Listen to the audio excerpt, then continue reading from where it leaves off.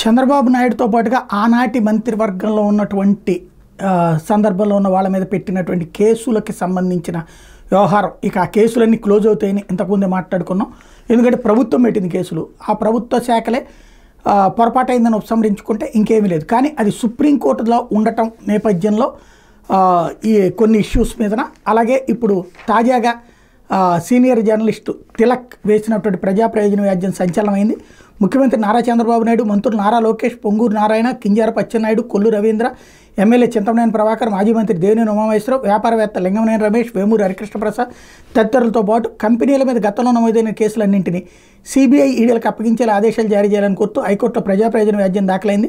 Skill development కుంభకోణం, మద్యం కుంభకోణం, ఏపీ ఫైబర్ నెట్ కుంభకోణం, అసైన్డ్ భూముల కుంభకోణం, ఇసుక కుంభకోణం, ఇన్నర్ రింగ్ రోడ్ అలైన్మెంట్లో అక్రమాలు తదితర స్కాములకు సంబంధించి చంద్రబాబు ఇతరుల మీద నమోదైన కేసులు పోలీసులు నిష్పాక్షికంగా దర్యాప్తు చేసే పరిస్థితులు ప్రస్తుతం లేవు.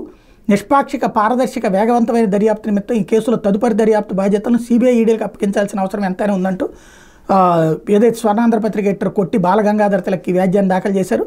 సిబిఐ ఈడీ దర్యాప్తును పర్యవేక్షించాలని ఆయన తన వ్యాజ్యంలో హైకోర్టు కోరారు. దర్యాప్తు పురోగతికి సంబంధించి ఎప్పటికప్పుడు స్థాయి నివేదికలు కోర్టు ముందుంచేలా కూడా సిబిఐ ఈడీని ఆదేశించాలని అభ్యర్థించారు. ఈ వ్యాజ్యంలో నారా చంద్రబాబు నాయుడు, నారా లోకేష్, అచ్చెన్నాయుడు, కొల్లు రవీంద్రతో పాటు మొత్తం 114 మందిని ప్రతివాదులుగా పేర్కొన్నారు. ప్రతివాదుల్లో ప్రభుత్వ ప్రధాన కార్యదర్శి, డీజీపీ, హోంశాఖ ముఖ్య కార్యదర్శి, సిఐడి అదనపు డీజీ, సిబిఐ ఈడీలను కూడా చేర్చారు. హోంశాఖ ముఖ్య కార్యదర్శి హరీష్ కుమార్ గుప్తాను వ్యక్తిగత హోదాలో ప్రతివాదిగా పేర్కొన్నారు. ఆయా కుంభకోణాల అక్రమాలు ఎలా జరిగాయో కూడా సమగ్రంగా వివరించుకొచ్చారు.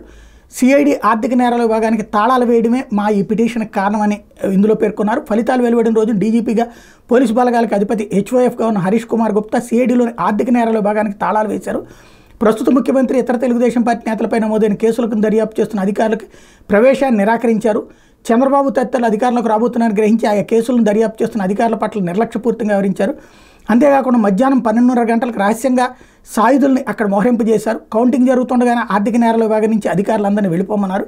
ఈ విషయాలన్నీ పత్రికలో వచ్చినాయి. ఓ డీజీపీ ఈ విధంగా చేయడం చట్టవిరుద్ధం, ఏకపక్షం, దౌర్జన్యపూరితం అంటూ తిలక్ తన వ్యాజ్యంలో వివరించారు. స్కిల్ డెవలప్మెంట్ కేసులో సిఐడి నమోదు చేసిన కేసుల ఆధారంగా ఎన్ఫోర్స్మెంట్ డైరెక్టరేట్ ఈసీఐఆర్ను రిజిస్టర్ చేసిందని చెప్పారు.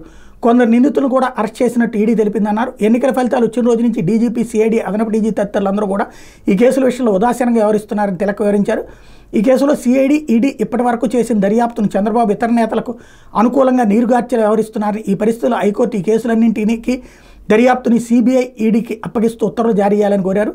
ఏపీ బెవరేజెస్ కార్పొరేషన్ అప్పటి ఎండీ హోదాలో డి వాసుదేవరెడ్డి ఇచ్చిన ఫిర్యాదు ఆధారంగా మద్యం కుంభకోణంపై సిఐడి కేసు నమోదు చేసిందని చెప్పారు.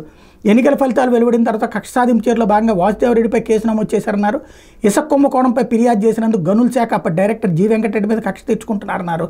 తమపై ఫిర్యాదు చేసిన వాళ్ళందరి మీద చర్యలు తీసుకుంటామని రెడ్ బుక్ అంటూ పలువురు అధికారులు వేధిస్తున్నారని చెప్పారు. విషయాలన్నింటి పరిగణలోకి తీసుకోవాలని ఆయన కోర్టును కోరారు.